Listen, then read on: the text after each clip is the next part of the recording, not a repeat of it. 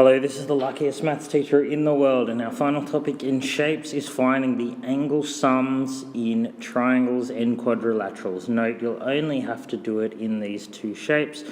Red students may look at other polygons, but green and yellow students will look at just the angle sums of triangles and quadrilaterals. So I want you to be able to understand the angle sum and also find unknown angles. All right, let's get to it. We'll start with the triangle.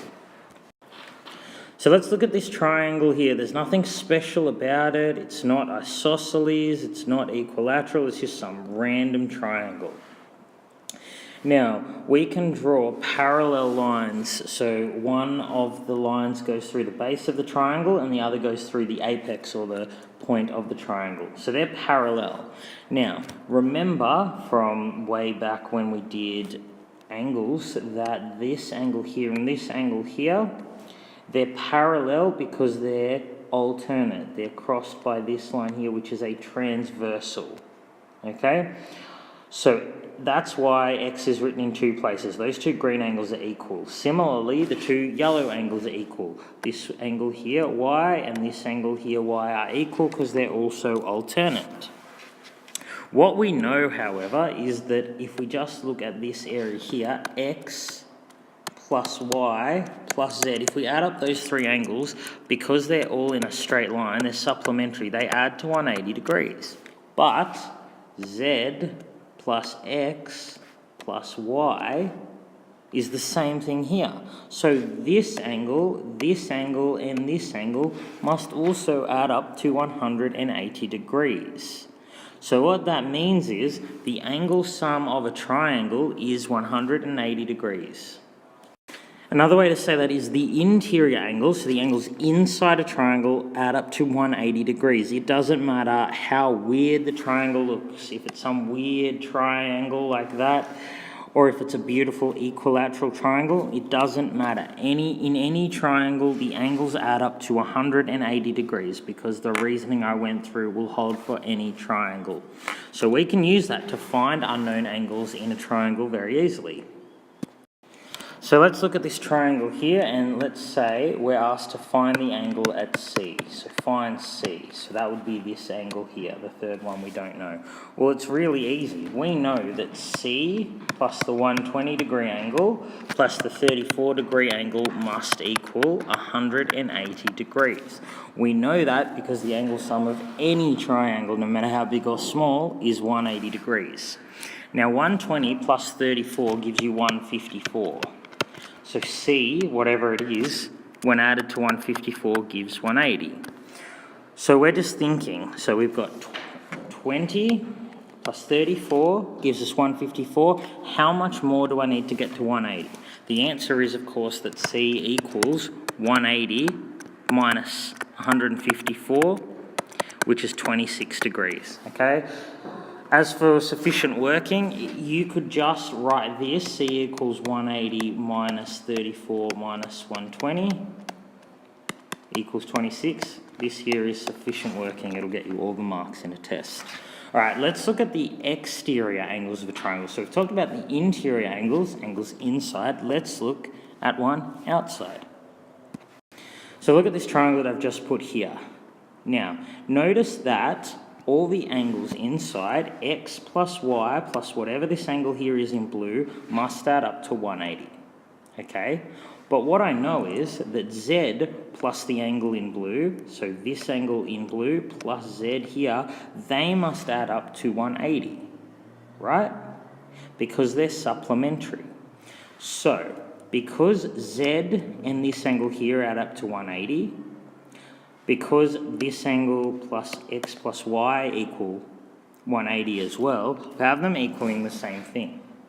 So that means that this angle and this angle together must equal that angle, because exactly as I said, this angle in red equals 180 when you add it to z, but it also equals 180 when you add it to x and y.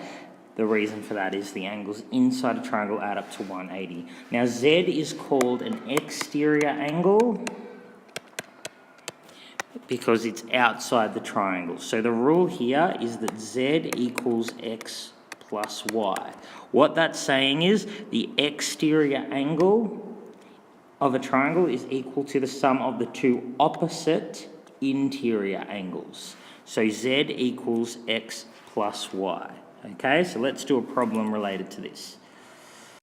So let's look at the triangle that I have just put on the screen. So it says find the angle x. So we're down here.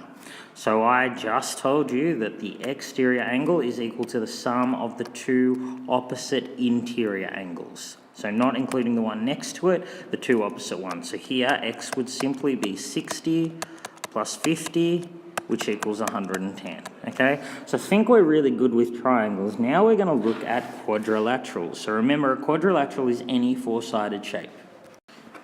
So to blow your mind again, what I'm about to say works for any quadrilateral, even this one that I put on screen, which is really weird looking. It's actually an irregular quadrilateral. Now, in any irregular quadrilateral, or any quadrilateral, whether it's square, parallelogram, whatever, I can divide it into two triangles. Okay, so notwithstanding my wonky line, I've now divided this four-sided shape into two triangles. Now, because what I said before, that the angle sum inside a triangle is 180, the angles inside a quadrilateral must be double that, 360, because this angle that I mark now, plus this angle, and this angle, they all add up to 180. But because this works for any triangle, I know that this angle plus this angle plus this angle also add up to 180. So the total sum of the angles inside this quadrilateral, or any quadrilateral, is 180 for this triangle plus 180 for this triangle. So the sum of the interior angles of a quadrilateral, or the sum of the angles inside a quadrilateral, is 360. 180 plus 180. Okay? So angles inside a triangle add up to 180, angles in a quadrilateral add to 360. So let's do some questions related to this where we're finding an unknown angle. Okay, so we've got 3 questions to do, and in each question we're going to find the value of x. So let's look at the first one. So that one is nice and easy.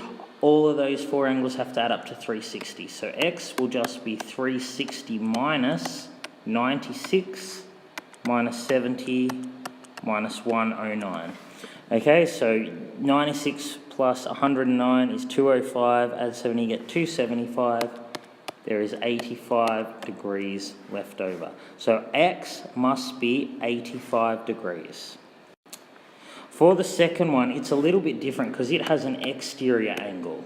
But because we know that that angle is 58, we know that the angle inside here will be 180 minus 58, which is 122 degrees. 122 degrees. Okay? That's because those two angles are supplementary. They add up to 180. So x in this case would just be 360 minus 122 minus 94 minus 87. Okay? And that is, of course, 47 degrees. Okay? Now let's look at the last one. So that's very similar, but there's 2 exterior angles. So if this angle here is 122, what goes inside the shape is 180 minus 122. So that angle there is 58, so that's this angle here. This one here. So then next we look at the other interior angle. So because this angle here is 112, this angle here that I've marked Y, that must be 180 minus 112. So it will of course be 68. So now we've got 3 of the internal angles. We can easily find what the fourth will be. So x will just be 360, because they all add up to 360, minus 132, minus 58, minus 68. So then you're just left with x equals 102 degrees. Okay, so now you know the angle sums of triangles and quadrilaterals, and now you'll be able to use that to find unknown angles in triangles and quadrilaterals. Hope you've enjoyed the video. Have a wonderful day. This is the luckiest maths teacher in the world.